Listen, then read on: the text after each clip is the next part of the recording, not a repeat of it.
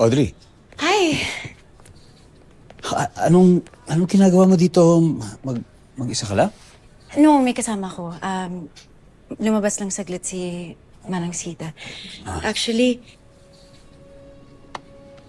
kanina pa nga kita hinihintay eh. O, kamusta? May... Okay naman. Ikaw, mukhang pagod ka. Okay ka lang ba?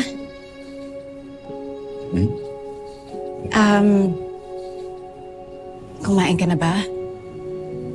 Baka gusto mo mag-dinner. Mag-dinner kaya tayo. Audrey, so... Excuse me.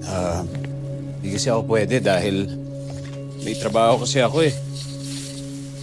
Sensya na. Atoy, may problema ba tayo?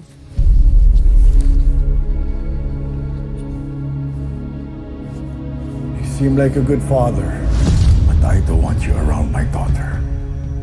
Much more marrying her or building a family with her. Ayoko na maisipin ni Audrey na pinag-ihiwalay ko kayo.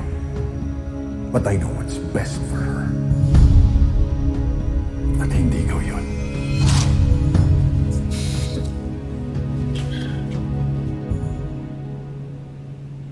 Noong gabing nagpunta ako sa inyo, noong nag-dinner tayo, kinausap ako ng tatay mo. In short,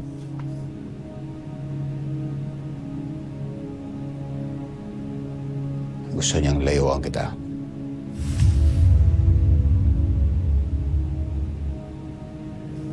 Bakit hindi mo sinabi sa akin?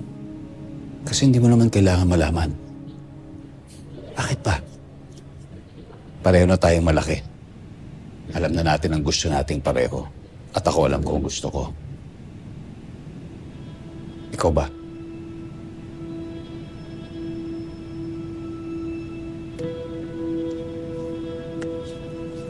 Alam ko din naman kung anong gusto ko.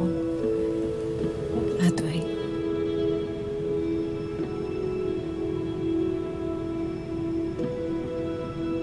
Salamat. Salamat. At least ngayon, mas panatag ng loob ko. Dahil alam ko kung anong gusto mo. Sa susunod, kapag may problema tayo, mag-text ka naman. Naintindihan ko naman na busy ka eh.